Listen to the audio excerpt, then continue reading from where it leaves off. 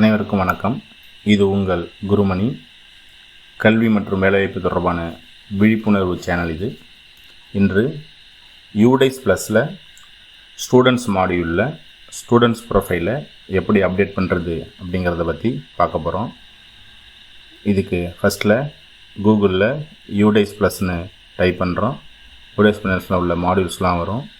அந்த மாடியூல்ஸில் students மாடியூல்ஸை click பண்ணி உள்ளே போய்க்கிறோம். ஸ்டூடெண்ட்ஸ் மாடியூல்ஸில் பார்த்தீங்கன்னா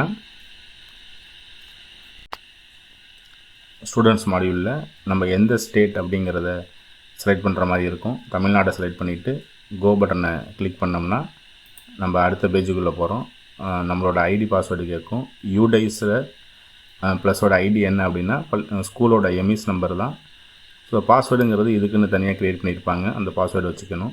இந்த கேப்சா கொடுத்துட்டு லாகின் பட்டனை கிளிக் பண்ணுறோம். உள்ளே லாகின் ஆகுது. நமக்கு 2 டேட்டா காட்டும். 2023-24 ஸ்டூடெண்ட்ஸ் டேட்டா, 24-25 டேட்டா. ரெட் கலரில் உள்ள 24-25 டேட்டாவில் தான் இப்போ நம்ம அப்டேட் பண்ண போகிறோம். ஸோ அந்த டேட்டாவை கிளிக் பண்ணிக்கிறோம். உள்ளே போனோன்னா ஸ்கூலோட பற்றின அந்த ப்ரைமரி டீட்டெயில்ஸ்லாம் வரும். அதெல்லாம் பார்த்துட்டு க்ளோஸ் பட்டனை கிளிக் பண்ணி அந்த பேஜை க்ளோஸ் பண்ணிட்டோம்னா ஸ்கூலோட யூடைஸ் கோடு, ஸ்கூலோட பேர், இப்போதைக்கு எம்இஸில் இருக்கிற பசங்களோட எண்ணிக்கை, அதில் பாய்ஸ் எவ்வளவு கேர்ள்ஸ் எவ்வளோன்னு காட்டும். இந்த எண்ணிக்கை ஒரிஜினலாக உள்ள எண்ணிக்கையிலேருந்து வேறுபாடோடு தான் இருக்கும். ஏன்னா இன்னும் நம்ம புதுசாக சேர்ந்த பசங்களும் இன்னும் அப்டேட் பண்ணாமல் இருக்காங்க. ஸோ இதெல்லாம் அப்டேட் பண்ணதுக்கு அப்புறம் தான் முழு எண்ணிக்கையை காட்டும். ஸோ இதில் அந்த வேறுபாடு இருக்க தான் செய்யும். அடுத்த ஸ்டெப்பில் அதோட கீழே ஸ்க்ரோல் பண்ணி வந்தோம்னா இப்போது ஒரு ஹையர் செகண்டரி ஸ்கூலு. இதில் பார்த்திங்கன்னா 6வது ஏபிசி, 7வது ஏபிசின்னு நிறைய செக்ஷன் இருக்குது.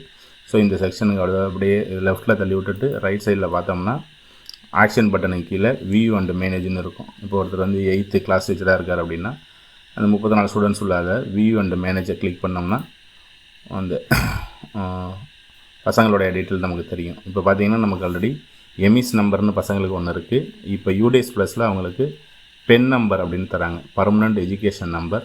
ஸோ எம்இஸுக்கு கீழே முதல்ல பென் நம்பரை நம்ம அட்டண்டன்ஸில் குறித்து வச்சுக்கிறதுனால அதுக்கப்புறம் ஸ்டூடெண்ட்ஸ் பேர் வரும்.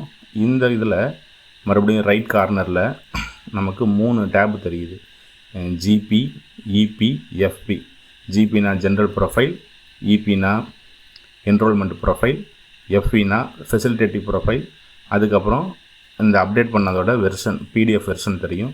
ஸோ இந்த 4ஐயும் தான் நம்ம இப்போ அப்டேட் பண்ண போகிறோம். ஸோ ஃபஸ்ட்டு ஜிபியை கிளிக் பண்ணிவிட்டு உள்ளே போகிறோம்.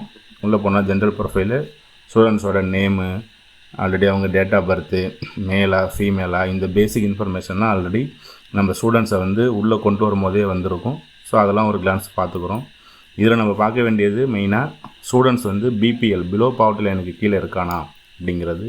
எஸ்ன்னு சொன்னிங்கன்னா அவங்க ஏஏஒயில், அதாவது அத்தியோதய அன்ன யோஜனா ப்ரோக்ராமில் 35 கிலோ அரிசி வாங்குறவங்களா இருக்காங்களான்னு கேட்பாங்க. ஸோ இது 2 மட்டும் நீங்கள் கன்ஃபார்ம் பண்ணி போட்டுக்கணும்.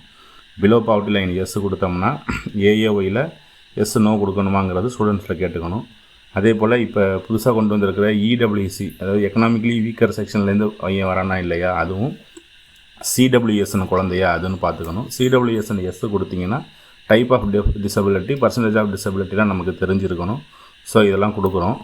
கொடுத்ததுக்கப்புறம் சேவ் பட்டனை கொடுத்துட்றோம், கிளிக் பண்ணுறோம். சேவ் பட்டனை கிளிக் பண்ணிங்கன்னா நமக்கு இப்போ பார்த்திங்கன்னா ஜென்ரல் டேட்டா அப்டேட் சக்ஸஸ்ஃபுல்லி அப்படின்னு சொல்லி வந்துருச்சு.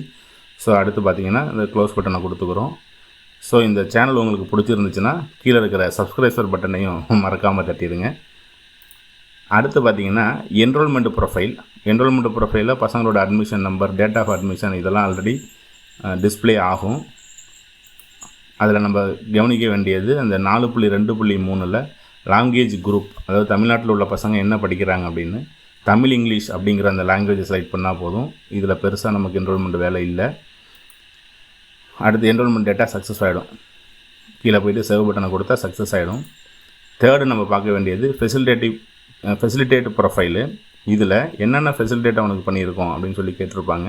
இந்த வருஷத்துக்கு எஸ்ஸுங்கிறத நீங்கள் கிளிக் பண்ணிங்கன்னா நமக்கு என்ன வரும், text book, free text book, free uniform, transport facilities கொடுக்குறோமா, பைசைக்கிள் கொடுக்குறோமா, ஹாஸ்டல் கொடுத்துருக்கோமா, எஸ் கார்டு, அந்த மலைப்பகுதியில் உள்ள குழந்தைங்களை அழைச்சிட்டு போகிறவங்களுக்கு எஸ் கார்டு, பாதுகாப்பாக அழைச்சிட்டு போகிறவங்களுக்கு எஸ் கார்டு கொடுத்துருக்கோமா, மொபைலு, டேபு, கம்ப்யூட்டர் கொடுக்குறோமா, அதர்ஸ், இப்போ நம்ம க்ரையான்ஸில் ஆரம்பித்து ஜாமெட்ரி பாக்ஸ் வரைக்கும் தரோம்.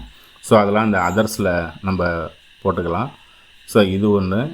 அடுத்து சிடபிள்யூஎஸ்என், நீங்கள் ஜென்ரல் ப்ரொஃபைலில் சிடபிள்யூஎஸ்என் எஸ் கொடுத்துருந்தீங்கன்னா இங்கே உள்ள காலம் அவங்களுக்கு ஓப்பன் ஆகும். அவங்களுக்கு நிறையா இருக்குது, பிரைலி புக் இருக்குது, பிரைலி கிட் இருக்குது, அது மாதிரி ட்ரை சைக்கிளு, இது மாதிரி என்ன நம்ம கொடுக்குறோமோ அதை இந்த இடத்துல நம்ம செய்யலாம். அதே மாதிரி பசங்க வந்து ஸ்பெஷல் லேர்னிங் டிசபிலிட்டியில் இருந்தால் எஸ்ஸா நோவா அது கொடுக்கணும். இதில் ஒரு கேள்வி கேட்டிருக்காங்க 4.3.6 கவனிச்சிங்கன்னா தெரியும்.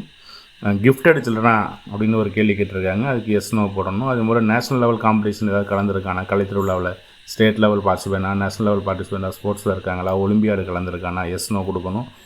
என்சிசி என்எஸ்எஸ் மாணவர்களாக இருக்கிறாங்களா, எஸ் நோ பார்த்து அதுக்கும் கொடுத்துடணும்.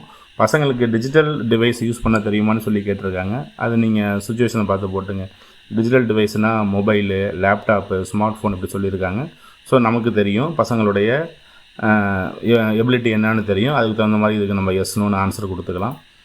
அடுத்து பார்த்திங்கன்னா அதில் ஸ்டூடெண்ட்ஸ் வந்து ஸ்கூல்லேருந்து எவ்வளோ தூரத்தில் இருக்காங்க, 1 கிலோமீட்டரா, 1லேருந்து 3, 3லேருந்து 5, 5லேருந்து 5க்கு மேலே இருக்காங்களா அப்படின்னு ஒரு டேட்டா ஒன்று கேட்டிருக்காங்க.